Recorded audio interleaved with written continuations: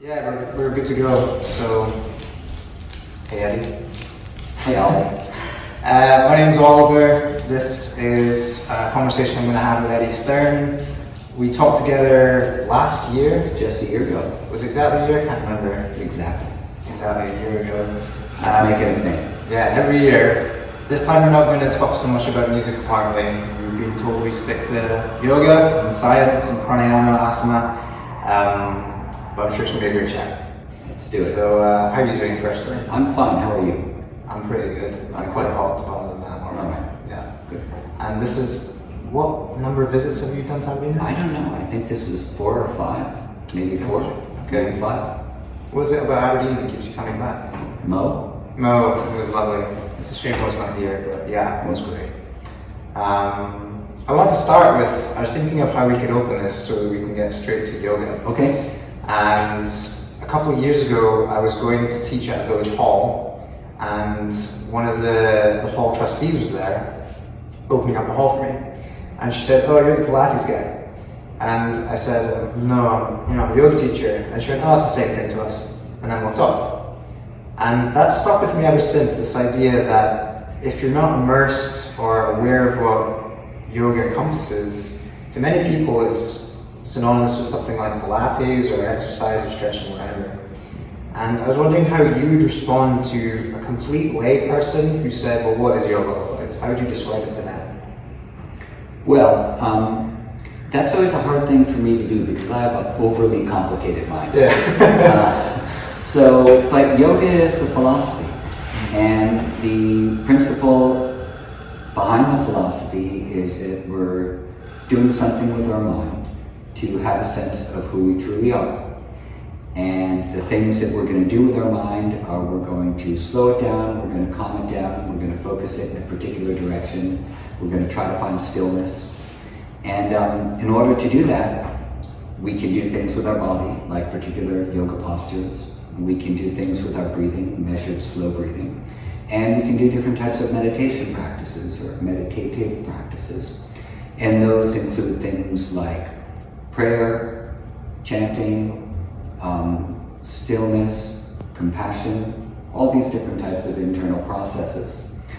So I'd probably say something like that.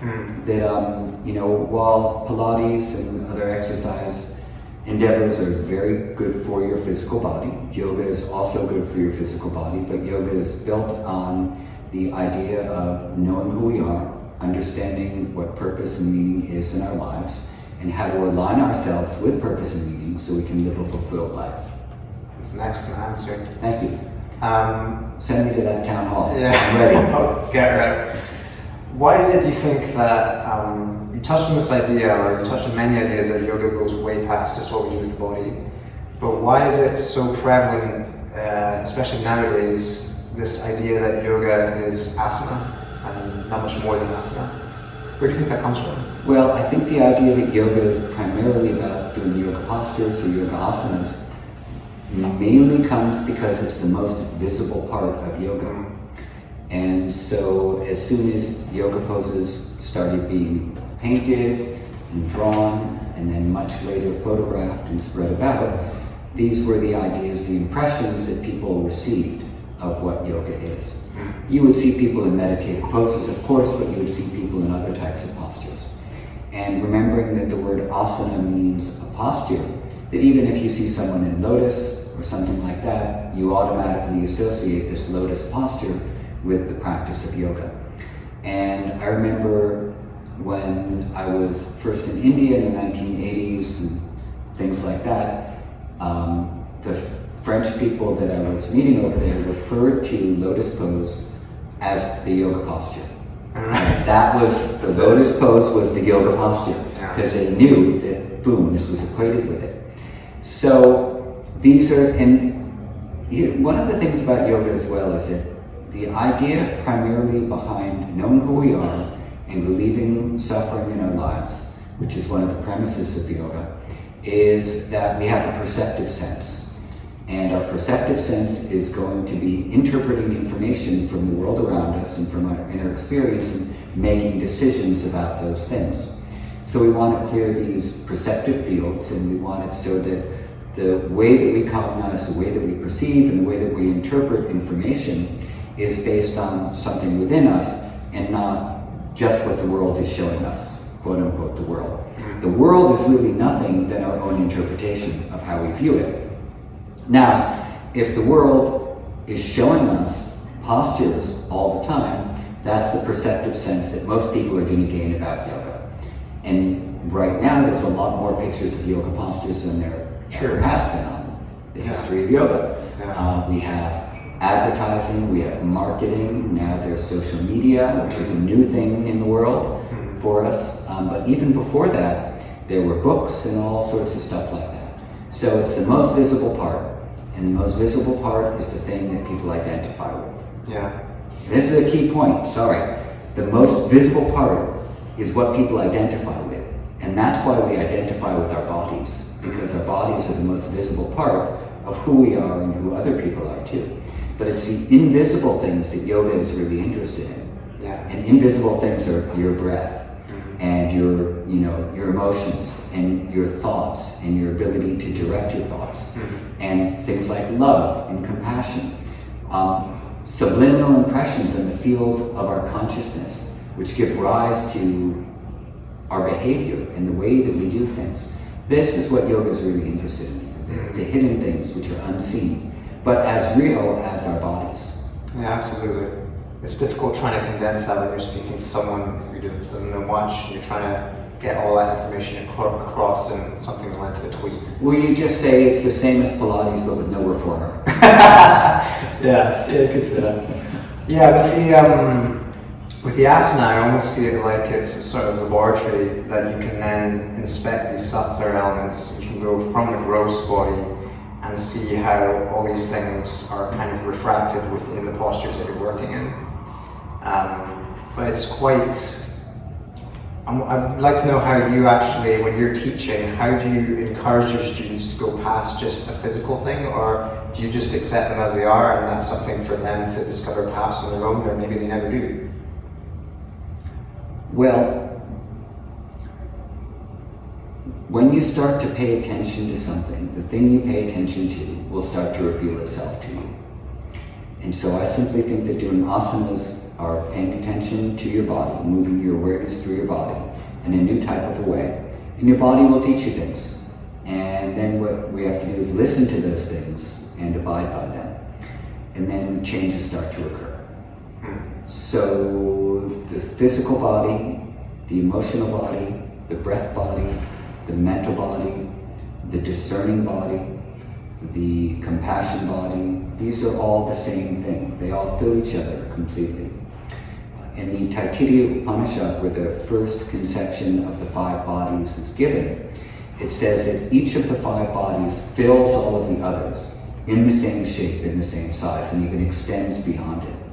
So when we do something to point our toes and our awareness is in our foot and we're breathing and we're present, this is our awareness is in the foot, our mind is in the foot, our sensation is in the foot, our foot is in the foot. Everything is right there. It's all there.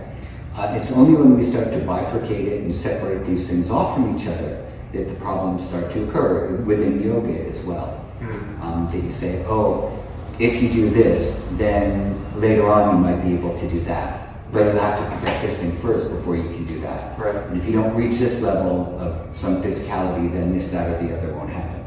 And so that, from a Patanjali perspective, is not necessarily true. In some degrees, yes, of course, you have to start somewhere. But every limb of yoga is an entry point into something.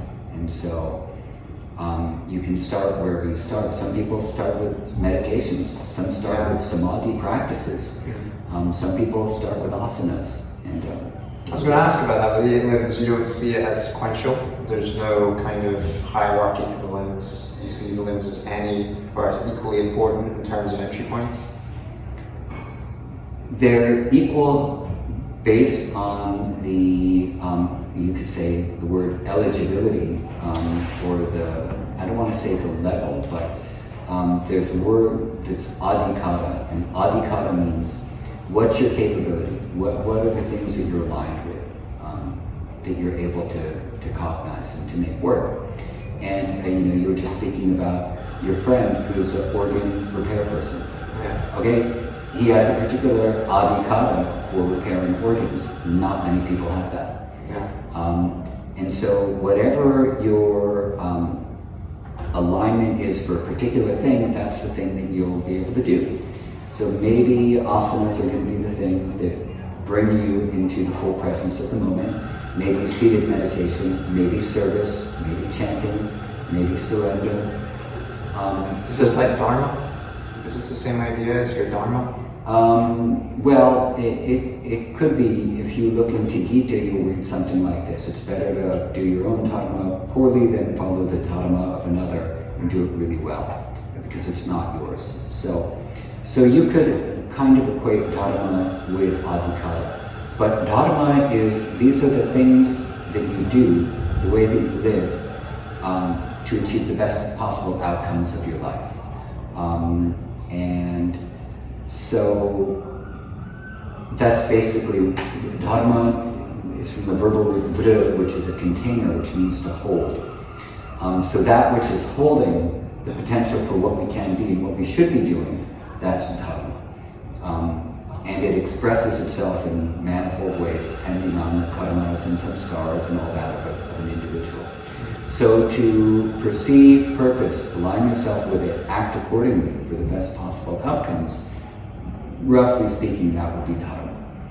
Adhikara means what are the things that you're capable of doing within your own particular dharma. Right, okay. It might be your dharma to play guitar, but what kind of guitar are you going to play? You're going to play jazz, you're going to play folk, you're going to play rock, you're going to play Norwegian death metal. What are you going to play?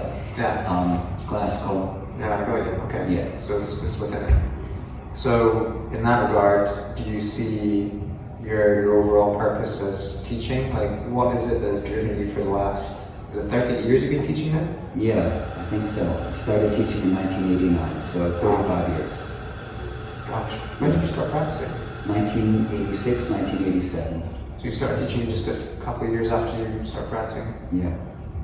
And what is it, do you feel that has driven you for the last 35 years to keep doing this and keep sharing the message and getting out there? The thing which has driven me is the quest for knowing who I am, and for remaining as I am. And through sharing with others, do you feel like you get more clarity? Sometimes you learn things from talking about things, definitely.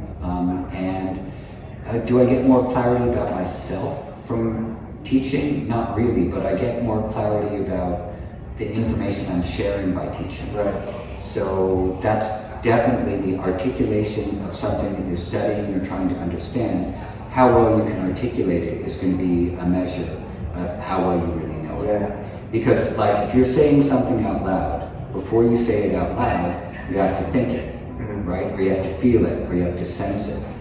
And so if you think through something logically in your quote-unquote mind, then what that is called is inner speech.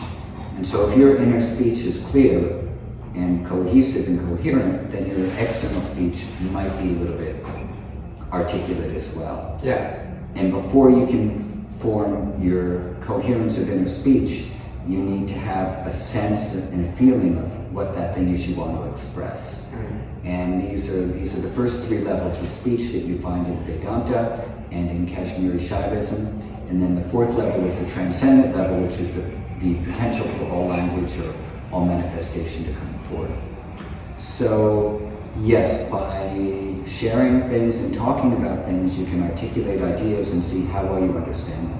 That's why people say, let me just talk this through until it comes clear. Yeah. So in that time, do you feel like there has been a change in the way you teach? Anything, well, I'm sure there is, but is there anything that you've noticed has really altered over the years? Yeah, most definitely.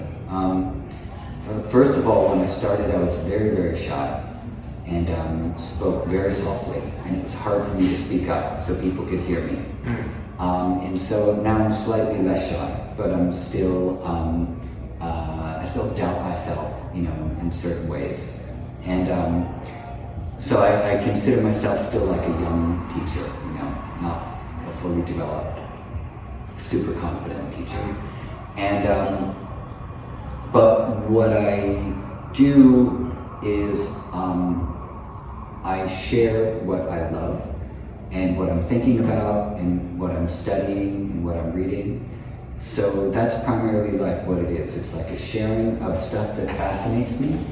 Most of it is not original material. It's things that I've studied in Hindu texts or in Sanskrit texts or yoga texts, and thinking about those things and then sharing them forward. That's largely what I do. And then I combine that with my study of science and physiology and things like that. So this is fairly recent. That's been like the past 10 years or so, but the first 20 years I just said what I thought I was supposed to say based on the systems I was practicing. And then I was a parrot, I was just parroting what other people had said, which is one good way of learning how to teach things as well. Imitate someone until you make it your own. And then after you make it your own, then you understand what it is that it means to you. And when you understand what it means to you, then you can convey it in a way that will be helpful for other people. Right. So are you alluding to the Ashtanga Vinyasa system, that you've kind of made it into your own shape when you're teaching that now? I barely teach Ashtanga yoga anymore.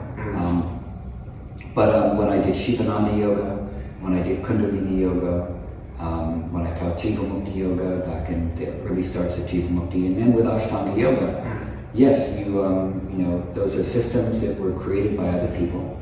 And so you repeat the words that they use and that they want used in order to convey their systems forward. Right. So that's what I did. And then at a certain point, I felt pulled to practice differently. And then as I started practicing differently than the way that I started teaching, especially in the past 4 or 5 years, it really changed quite a bit. But I was looking through my notes, through some of my notebooks and things on my computer, and I saw back to like 2013 or so, I was starting to write about things and create sequences to help people in a little bit of a departure from what I'd been practicing. So it's been gelling for a while. 10 years or so? Yeah, and I think that there's something very important about the discipline that you find in a lot of the codified yoga systems, where you do the same basic thing each day. And you can learn a lot from discipline, and discipline is a place to get you started. I was saying to Mo when we were heading back after class, and she was asking me about this, that I think that the idea about repetition and the idea of discipline is like if you're a musician and you're learning scales, and you're just playing scales. But at a certain point, you're going to play some songs, and then you might create your own music. And that doesn't mean that you come up with new systems or whatever. Maybe you do find a whole new style of music to play.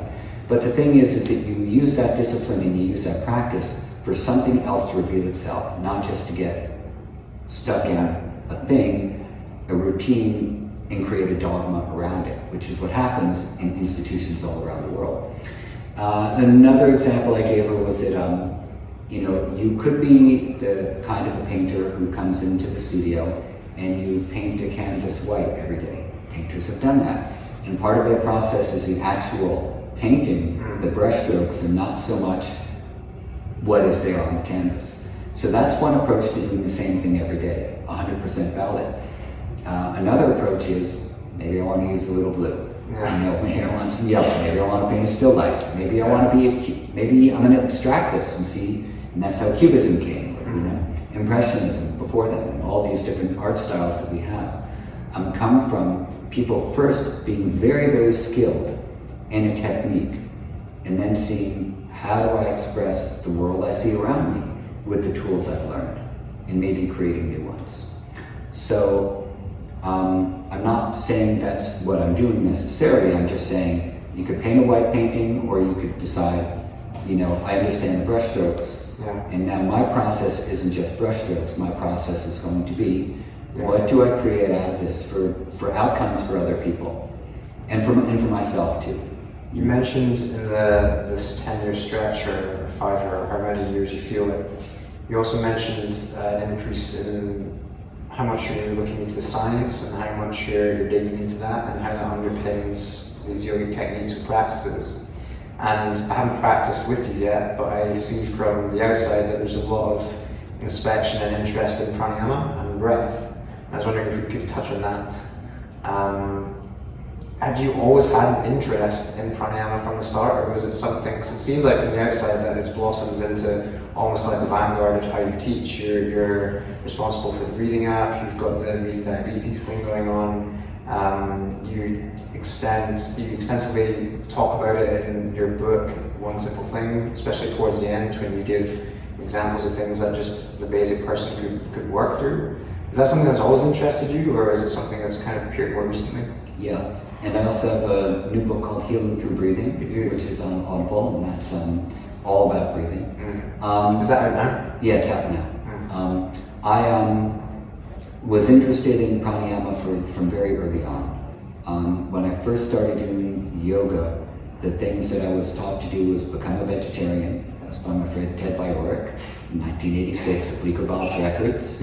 And then the meditation practice I was doing was just counting and watching my breath. Yeah. And then later I learned some mantra chanting, which I really liked, and then I was doing Kundalini yoga with all the breath of fires and stuff like that, and not so many asanas, like holding our arms out or being in a position and doing breath of fire for a long time. So the breathing practices were sort of the first things that was like really anchoring me in, along with mantra, and I would say that those are two of my primary practices.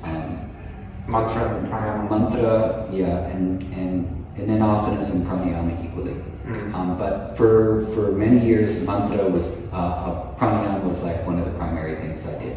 I would do at least as much of that as I was doing asanas.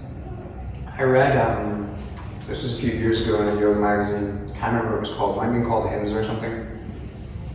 No, it wasn't. Doesn't matter what it's called.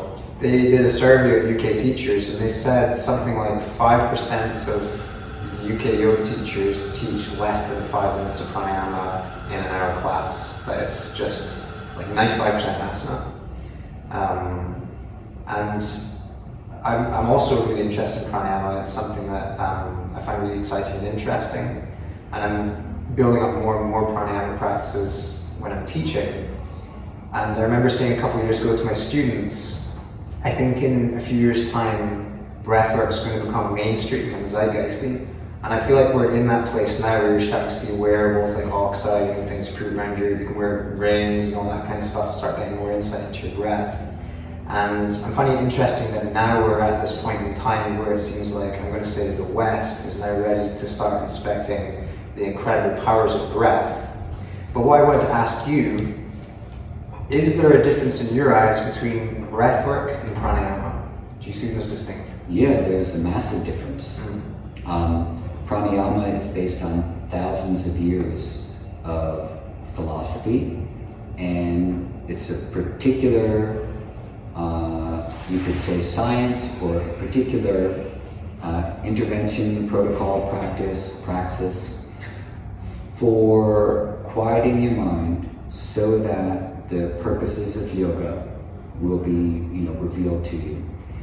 It's 100% linked to self-knowledge. It's 100% linked to doing something with the subtle impressions in the mind which give rise to all of our thoughts, behaviors, difficulties, troubles, and suffering. It is linked to ideas about the word prana itself. Prana is etymologically that which causes things to move, and what moves in the universe, everything. So the force that causes all things to move is prana. In the body, the organizational structures, which has things moving all the time, every millisecond of the day, is ruled over by our nervous system. So prana in the body is bioelectricity. Breath is just one expression of many of the different pranas. And so when we're doing pranayama, we're thinking about regulating all of the pathways that bioelectricity is going to be influencing. This includes our heart rate, our respiratory rate, our blood pressure, the signaling of the brainstem, the way that brain connectivity is happening through different parts of the brain, all of these different things, and a lot of that is going to be well modulated through breathing through your nose in measured ways. Most breath work is breathing through your mouth, inhaling and exhaling, like holotropic breathing and all the other kinds of stuff that people are doing. The Wim Hof breathing can be done through the nose, but it's largely done through the mouth. And while there will be some outcomes to conscious breathing that are going to be positive for people, it's not a philosophy of liberation. It is a philosophy of wellness, or of supercharging yourself, or making yourself bulletproof, or any of those things. All fine, all noble, but there's a big distinction between the careful modulation of breathing and the slowing of breathing in pranayama and the common things of breath work. So with pranayama, you're trying to make your breath thin, slow, and light, dirgha and sukshma, very long and fine. If you were holding a feather under your nose, as it's described in the yoga text, when you exhale, the feather wouldn't even move. This is how light and fine you're going to make the breath. The only real breath work that I've seen this occurring in is the Buteyko breathing, and Patrick McEwen's work with oxygen advantage as well. You just did a podcast from last week, right? I did one with him, last week, or we did it a month ago. And Sure, came out last week. Whatever, came out last week. Very nice guy, doing very cool stuff, and the Buteyko breathing is very effective. But most others are not like that. They're pretty intense. And they, all of that mouth breathing is creating high levels of carbon dioxide in your system, which causes muscles to cramp, like your fingers will curl up, and you lose sensation in your face, and all these types of things will happen. And teachers will say, oh, this is like, a spiritual effect of it, or you're having a release or a breakthrough or something. I'm like, no, you're not. You just don't have enough oxygen now in your blood, and too much carbon dioxide. And over time, who knows, that might not necessarily be very good for you. In fact, I don't encourage practices that are going to put you into such a gas exchange deficit that your body starts to cramp up. Like, that's not healthy. Be careful.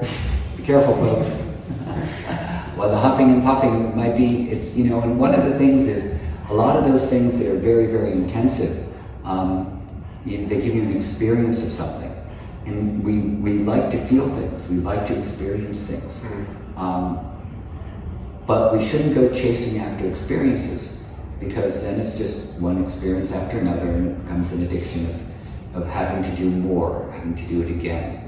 So the experience that in yoga is worthwhile to continue to go after is the experience of your inner being, and the experience of a quiet mind, and the experience of compassionate emotions, kindness and friendliness and love and sympathetic joy and equanimity. These are good experiences to go after. And one of the problems that is prevalent in the yoga world in terms of yoga postures is doing really big postures and wanting to increase the level of difficulty. And I think that a lot of the reason for that is that people are chasing after experience. They want to feel something more intense.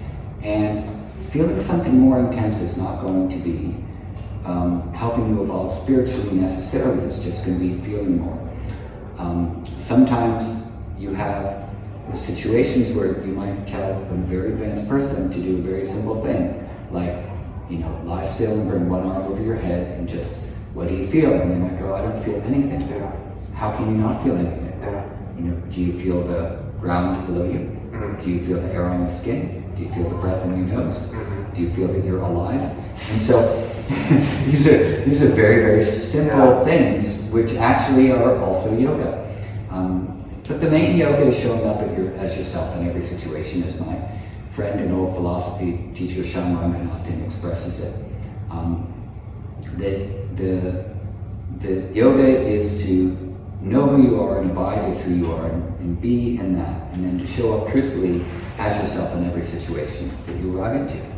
Then you're always comfortable, you're always yourself, you're always present. And some asanas can help you to get to that place. But doing very advanced asanas won't necessarily help you get to that place more effectively. For some people they might. But any tool that we use is a tool. And at a certain point, you put the tool away and you say, what have I built? Yes, exactly, yeah. Rather than identifying with the tool itself. Correct. Making that's the purpose. So we had less time today than last time. My apologies. No, it's okay, it's me as well.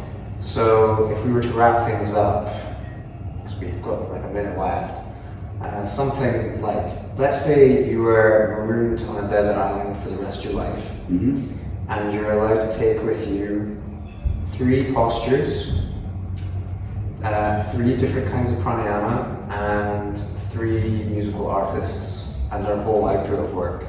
Who would you take? And what would you take? Okay, so the asanas, I'm going to take lotus pose. I'm going to take Mahamudra. What's that?